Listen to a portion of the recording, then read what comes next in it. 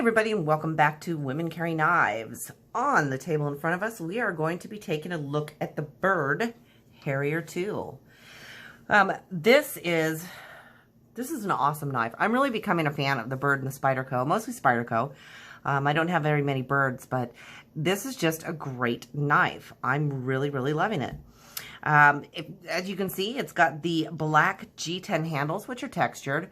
I do love the fact, for those of my left-handed friends, that this is a 4-position tip up or tip it down pocket clip. It is not a deep carry clip, so if you're looking at it, you're going to be, let's grab a piece of paper here. You're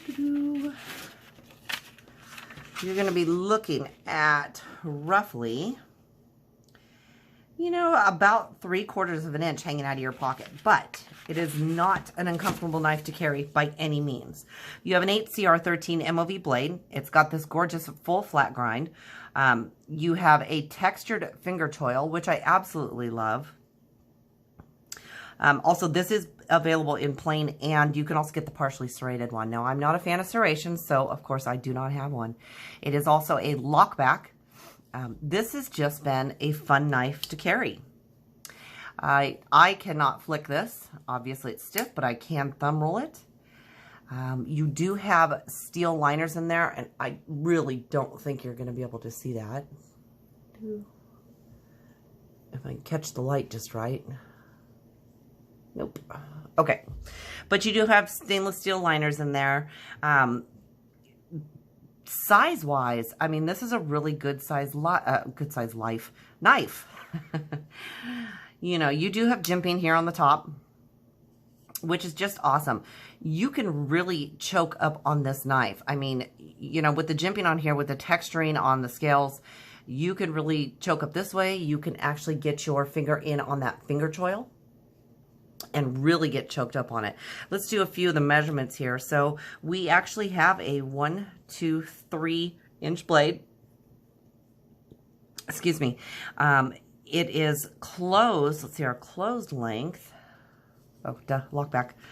The closed length is 4.35, so it's just over 4 1/4. And your overall length is going to be just over 7.5 inches. 3, 4, 5, 6, 7. Yeah, just a hair over 7.5 inches. I'll let you know that you can get these on Smoky Mountain Knife Works for $42.70. And this is one that was graciously given to me by Smoky Mountain Knife Works to do a review. If you guys have a chance, check them out. I did not pull one of their stickers out. Let's see if I have one really quick. There we go. Smoky Mountain Knife Works, which has moved everything over. You can check out my affiliate link by clicking on that link and using that link. That does help support my channel. The Smoky Mountain Knife Works Army, SMKW Army, is another thing you're going to want to check out. That's on Facebook. They're also on Instagram. Check them out. They have some great things. They do Guys Talk Live every week. Everybody there is super fun. They're great to deal with. Your customer service is just impeccable. Just absolutely impeccable. Okay, so back to the knife. This has been a great knife. Now, in the pocket, as I said before, in women's jeans suck. We always talk about that.